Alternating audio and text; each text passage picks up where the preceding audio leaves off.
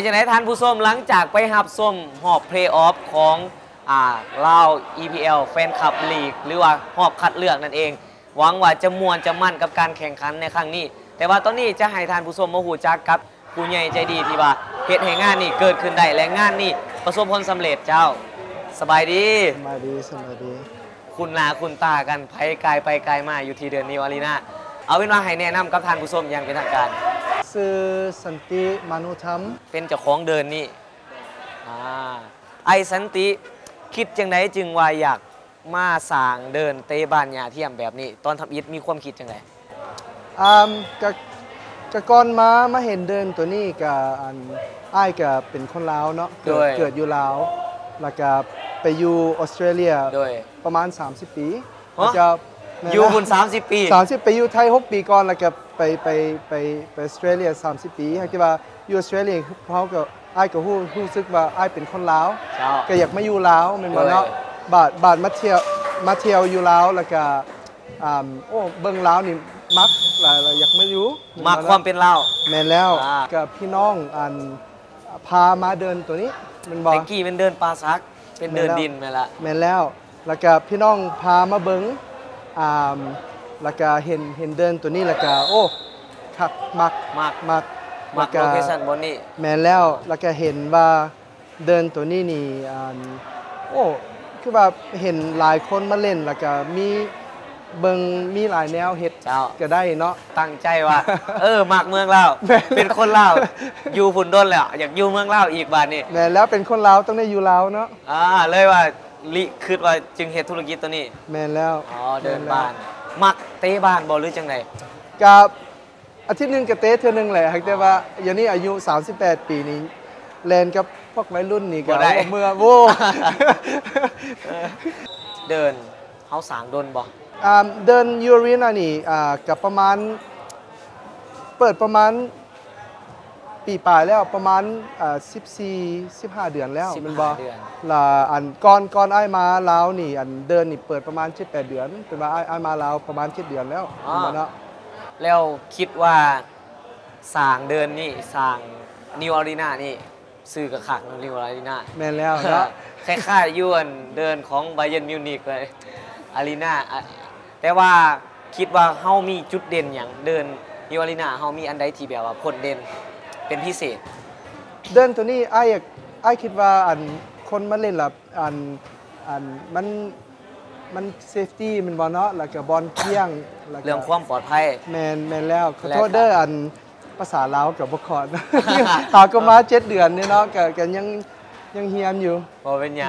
เราได้สำนีเก่งแล้วแล้วมันสิมีเรื่องของ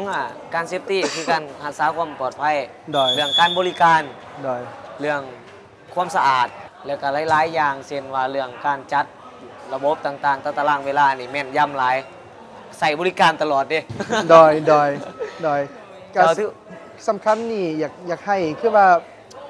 ครอบครัวมาเล่นอยู่นี่นะเนาะแล้วอนาคตเด้คิดว่าอยากพัฒนายังขึ้นอีก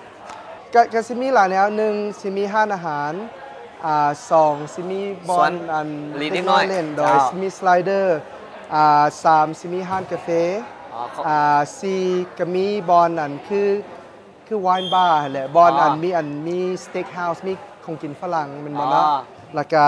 5 4สร้างซาลอยน้ำตัวใหญ่อีกเดี๋ยวนี้นี่มีซาลอยน้ำตัวน้อยแล้วก็ปีหน้าจังสร้างซาลอยน้ำตัวใหญ่ถือว่ามีหลายโปรเจกต์เนาะอารีนานี่ต่อไปนี่สิเป็นบอลที่แบบว่าเป็นบอลของครอบครัวกับแมนคือวัยรุ่นส่วนใหญ่ก็มักอยู่บอลนี่คนหนุ่มคือหนึ่งมากเรื่องของความสะอาดและก็เรื่องของการบริการฝากถึงคนเบิงท่านผู้ชมบางทีอยู่ต่างแขวงบอมีโอกาสมานครหลวงเวียงจันทร์มาแว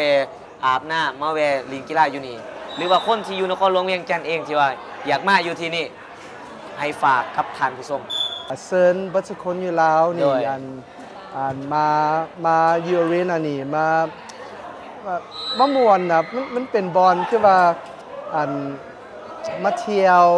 มาเตะบาลมากินข้าวมาลอยน้ำเป็นบอลคือว่าขั้นโบเห็นมูโดนแล้วก็มากินห้านกาแฟบาดเปิดห้านกาแฟอยู่เนี่ยนะหรือว่าพาพี่น้อง มากินข้าวคันพี่น้องมาแต่ประเทศอื่นก็มาพาไปมากินข้าวโดยหรือว่าคือว่าบริษัทมันบ่บริษัทนี่บางเทื่อหัวหน้านี่ใจดีพาลูกน้องมาเลี้ยงมาเตะบานแล้วเตะบานแล้วก็ลอยน้ำแล้วก็ลอยน้ำแล้วก็อยู่กินข้าวเลยบ่เนาะมันเป็นบอลแนวนี้แล้วบอลนี่แม่นยังมีการรับจัดงานเลี้ยงอีกแม่นบ่แม่นแล้ววันเกิดเบิร์ธเดย์จังซี่บ่เป็นหยังท่านผู้ชมอยู่นี่เดือนนิวอารีนาไอซันตีกับเอ้ยนิกกี้เพิ่น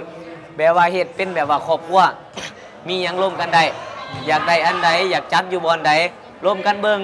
ปรึกษากันเบิ่งทางนี้เพิ่นพร้อมสิจัดเพราะว่าทุกทางทุกแขกทุกคนมาก็คือครอบครัว